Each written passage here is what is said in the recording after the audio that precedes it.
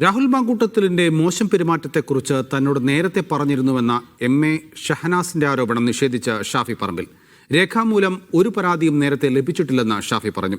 ഷഹനാസിന്റെ ആരോപണം ഷാഫിക്കെതിരെ ആയുധമാക്കുകയാണ് CPM-ഉം BJP-യും. രാഹുൽ മാങ്കൂട്ടത്തിന്റെ മോശം പെരുമാറ്റത്തെക്കുറിച്ച് ഷാഫി പറമ്പിലോട് നേരത്തെ പറഞ്ഞിരുന്നതായി സാംസ്കാരിക സാഹിത്യ പ്രവർത്തകയായ MA ഷഹനാസ് ഇന്നലെ ആരോപിച്ചിരുന്നു.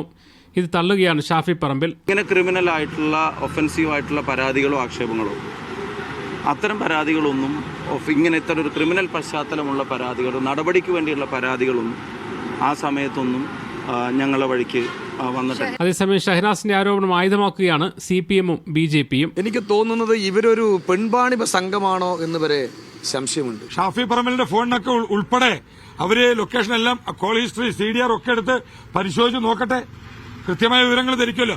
ആരോപണം ഉന്നയിച്ചതിന് പിന്നാലെ സാംസ്കാരിക സാഹിതി കോഴിക്കോട് ജില്ലാ ഗ്രൂപ്പിൽ നിന്ന് ഷഹനാസിനെ പുറത്താക്കി. ഇത് വാർത്തയോടെ വീണ്ടും ഉൾപ്പെടുത്തി. അതേസമയം യൂത്ത് കോൺഗ്രസ് പ്രസിഡന്റായിരിക്കെ രാഹുൽ മാങ്കൂട്ടത്തിനെ പോലീസ് അറസ്റ്റ് ചെയ്തപ്പോൾ രാഹുലിനെ പിന്തുണച്ച് ഷഹനാസ് ഇട്ട പോസ്റ്റും ഷാഫിയെ പ്രശംസിക്കുന്ന പോസ്റ്റും സാമൂഹ്യ മാധ്യമങ്ങളിൽ ചർച്ചയാണ്. പാലക്കാട് ബ്യൂറോയ്ക്കൊപ്പം മീഡിയ 1 കോഴിക്കോട്.